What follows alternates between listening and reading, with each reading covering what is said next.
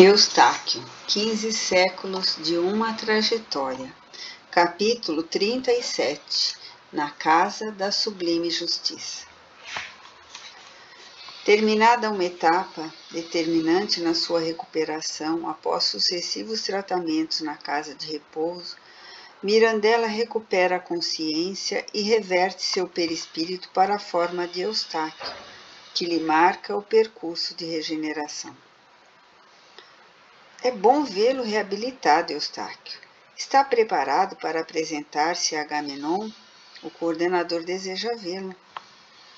Certamente, Anita. Quando iremos? Imediatamente. Estou aguardando a liberação de um veículo para nos levar ao prédio central. Minutos após, ambos partem no Flap 54, um dos veículos pequenos de Alvorada Nova, destinado a pequenos deslocamentos. Possui 4 lugares, é totalmente aberto e desliza sobre um colchão de ar que se forma sob ondas magnéticas. Maravilhado com a condução, Eustáquio questiona a enfermeira Anita a esse respeito. Ela explica que muitos dos equipamentos utilizados em Alvorada Nova ainda serão um dia inventados pelos encarnados. O avanço da tecnologia no mundo material acontece por orientação e apoio das diversas colônias espirituais que volteiam o globo. Permita-me fazer-lhe uma pergunta, Anita. Você voltará algum dia ao plano físico? Por que essa indagação, Eustáquio? Em face de tantos acontecimentos que tem a respeito do funcionamento desta cidade, parece-me que já está evoluída o suficiente para não retornar mais à crosta como eu. Não é verdade. Eu apenas passei mais tempo que você aqui na colônia e aprendi a utilizar os seus recursos. Isso não significa que não retornarei à materialidade. Ao contrário, devo partir em breve, pois necessito continuar a minha jornada evolutiva como você. Mas é enfermeira aqui? Não fazemos nenhuma distinção entre as atividades que exercemos neste plano e na vida, meu amigo. Escolhi essa função porque gosto de tratar com enfermos e sinto-me bem na casa de repouso.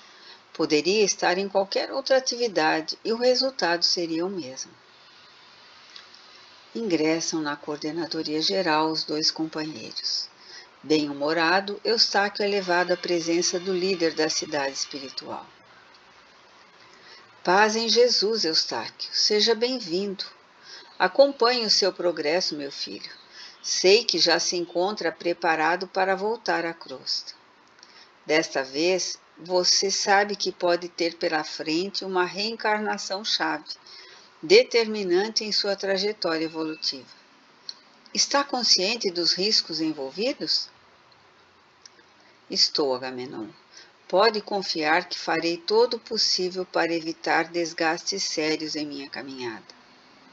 Acredito que todo o sofrimento obtido na Itália por muitos anos fez-me ver um lado positivo na pobreza material. Não desejo, pois, tornar em berço nobilárquio. É possível tal escolha?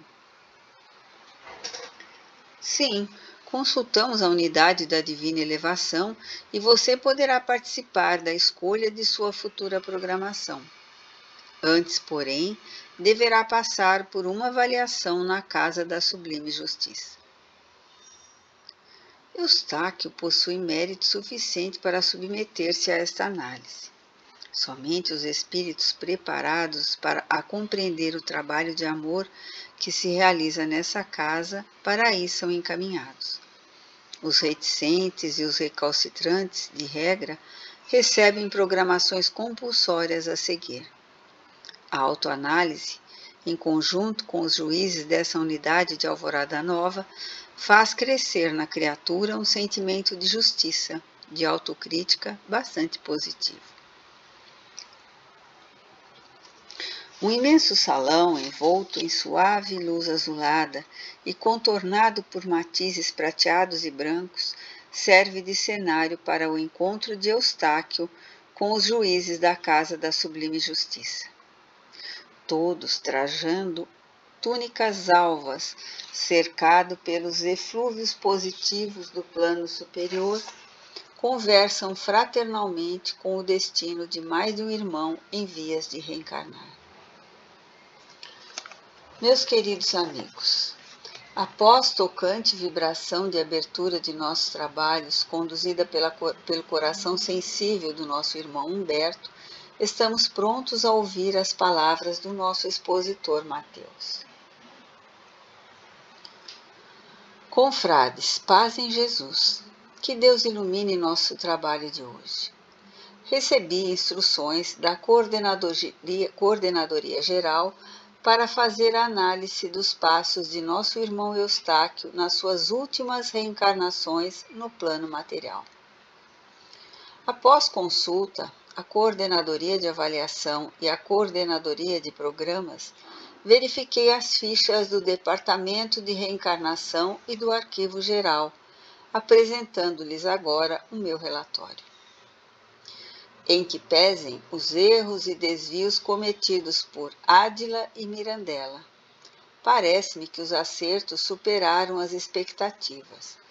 Mormente, a resignada postura de Ádila após a violência sexual que sofreu, sem clamar por vingança ou executar tal intento. É verdade que o ódio guarneceu seu coração até o desencarne. Porém, em face de seu estágio evolutivo, outra não poderia ser sua atitude.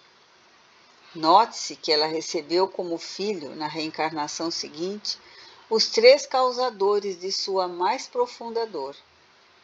Soube desempenhar bem o seu papel de mãe, aproximando-se dos mandamentos do Evangelho, atendendo aos conselhos de espíritos mais preparados. Permita-me, irmão Mateus, uma pergunta? Sim, confrade Antonino. Verifico pelo seu relatório que Ádila deu o filho tão logo ocorreu seu nascimento. Qual a consequência divina desse ato? Ante sua programação conturbada, esse desvio não foi dos mais relevantes, mesmo porque ela teve oportunidade de reparar o seu débito, recebendo na reencarnação seguinte como filho o mesmo espírito que antes abandonara. Antes rejeitado pela mãe, ela terminou conquistando no futuro o seu coração. Além disso, esse seu ato, tão impensado, soou-lhe como retrocesso e o arrependimento custou-lhe momentos de profunda tristeza já no final de seus dias como Ádila. Houve outras falhas adiante? Sim, Antonino. Nenhuma mãe poderia dispor de seu filho dessa maneira, e mesmo com o perdão obtido do espírito que foi abandonado, ela arcou na reencarnação seguinte com a sua própria rejeição pelos filhos Eugênio, Henrico e Diácono. Não houve uma reparação completa e há outras dívidas ainda pendentes. Justamente por isso, acredito que Eustáquio está em condições de selecionar o melhor percurso a seguir. Que tem a dizer o nosso debatedor irmão Paulo? Meus confrades, saliento que Eustáquio, após minuciosa verificação de seu mérito, desligou-se de seus antigos aliados, ainda persistentes na senda do mal. Apesar de não ligado definitivamente no caminho de luz, livrou-se de muitos assédios de entidades inferiores quando esteve em Palermo, no invólucro carnal de Mirandela. Ademais, outro aspecto relevante foi a sua distribuição de amor a crianças carentes, que acabou adotando. Os sentimentos positivos predominaram sobre os negativos na exteriorização de suas vontades, embora no âmago ainda tenham permanecido os menos dignos embalsando-lhes a crença e a mentalização. Sou favorável à ampla liberdade de escolha nos moldes propostos pelo confrade Mateus.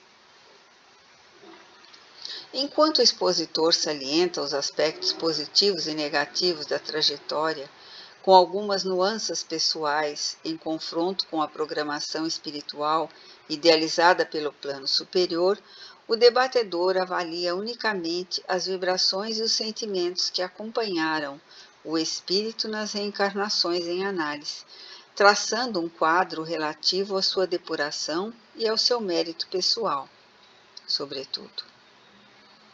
Ambos emitem suas opiniões a respeito do caso em estudo.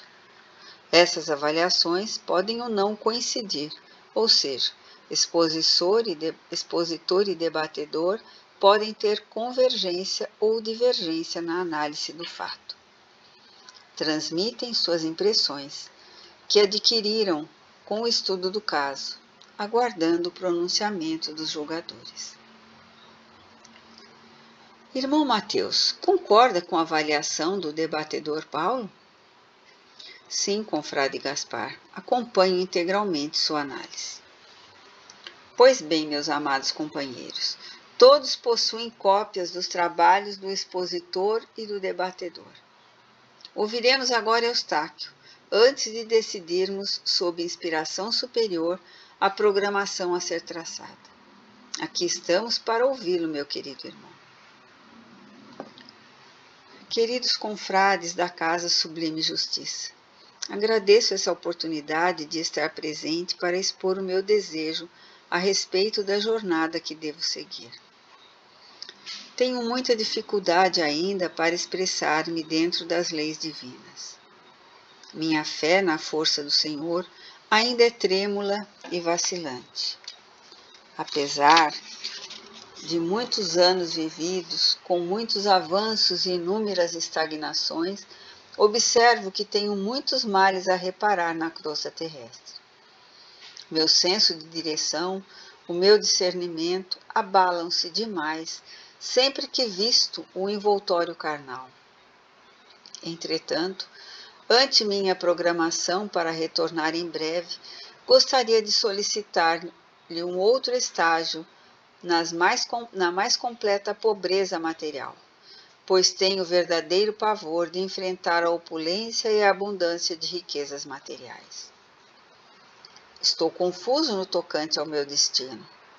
Tenho amigos queridos neste plano, mas os tenho também no plano inferior. Não sei se é errado, mas acabo nutrindo sentimentos fortes por companheiros que deixei nas trevas.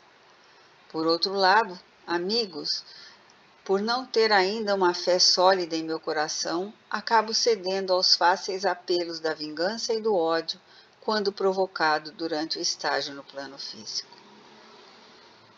Meu desejo, então, é caminhar enfrentando a prova da pobreza que certamente cerceará os meus passos nessa direção, e eu poderei progredir, quem sabe, como almejado.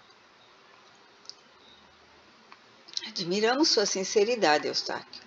A luz azul se fez mais forte no ambiente, demonstrando a sua franqueza e a sua confiança em nosso amor e amizade. Faremos o possível para traçar o melhor programa possível para sua próxima reencarnação. Grato, irmão Gaspar, por suas palavras comoventes e amistosas. Aguardarei confiante. Enquanto espera a decisão no tocante ao seu futuro rumo à materialidade, Eustáquio vivencia aprazíveis dias na colônia. No recanto da paz, incentivado por Anita e Rosana, ingressa no estudo e na meditação a respeito de relevantes temas do Evangelho, participando ativamente dos grupos da casa. Sente ainda brotar amargura em seu peito quando reconhece os seus erros pretéritos. Por vezes, sente-se incapaz de vencer as barreiras de seus mais graves desvios. Serenado por suas pacientes e acompanhantes, conscientiza-se da relevância de sua jornada na crosta e volta a manter acesas suas esperanças. Quando ingressa em processo de profunda depressão, volta à casa de repouso para um tratamento emergencial. Nessas ocasiões, submete-se a uma rápida rememoração do seu passado e também, através de viagens imaginárias no tempo, consegue voltar à época de Cristo, acompanhando a vida e a obra do missionário maior, acalmando-se e adquirindo esperanças para prosseguir.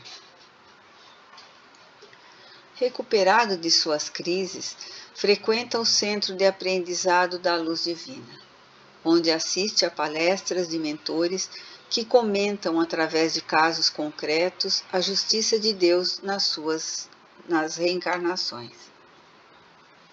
Angustiado e ansioso pelo seu percurso do futuro, jamais esteve tão lúcido para avaliar seus erros e seus débitos. Sente-se fortalecido para enfrentar a decisão sobre seu reencarne. Nesse estágio de esclarecimento, torna a casa de sublime justiça. Querido irmão Eustáquio, nós chegamos a uma conclusão a respeito de seu programa. Aprovado pela superioridade divina, após consulta que realizamos, acreditamos que parte de suas reivindicações pode ser atendida. Você partirá de imediato, mas não viverá uma situação de pobreza material absoluta como desejava. Uma trajetória equilibrada em família de posses medianas será o mais adequado. Utilize a sua grande capacidade de liderança para construir um positivo projeto de vida. Durante o seu percurso, está programada a sua convivência com um espírito de luz, que estará em missão na crosta. Aproveite bem essa oportunidade para extrair um bom aprendizado através dos exemplos que irá presenciar. Outros detalhes você poderá obter junto ao Departamento de Reencarnação, que cuidará do seu regresso. Deus o ilumine, meu irmão. Assim seja. Aceitando conformado a decisão dos seus mais experientes companheiros, Eustáquio prepara-se para a viagem de volta. Antes, porém, acompanhado de Anita, trilha seus últimos contatos com a Alvorada Nova. Caminha pela praça central, sente os eflúvios elevados do bosque da natureza divina e sensibiliza-se com a exuberância da bela cachoeira que espraia águas cristalinas e prateadas, agradecendo ao Criador esse contato revigorante. Anita e Rosana fornecem-lhe as últimas orientações, e ele se interessa em saber qual a razão de não se lembrar, quando encarnado, do seu estágio na colônia. Elas fraternalmente explicam que a perda da memória é apenas temporária, enquanto perdurar o estágio no plano físico, além de ser necessária para preservar a liberdade de ação e os encontros e reencontros com antigos inimigos do passado. Por vezes, o mais ferrenho adversário reencarna na mesma família, como pai, filho ou irmão, exigindo uma trajetória neutra e isenta. Dessa forma, os espíritos, ao retornarem à crosta, perdem a consciência dos seus atos pretéritos e de sua verdadeira identidade. Terminam os dias tranquilos em Alvorada Nova, e antes da partida, Eustáquio ainda tem a oportunidade de visitar e conhecer as moradas do Sol e da Estrela. Rejuvenescido espiritualmente, retorna à crosta terrestre, embalado na esperança de seus amigos que o aguardam no plano da verdadeira vida.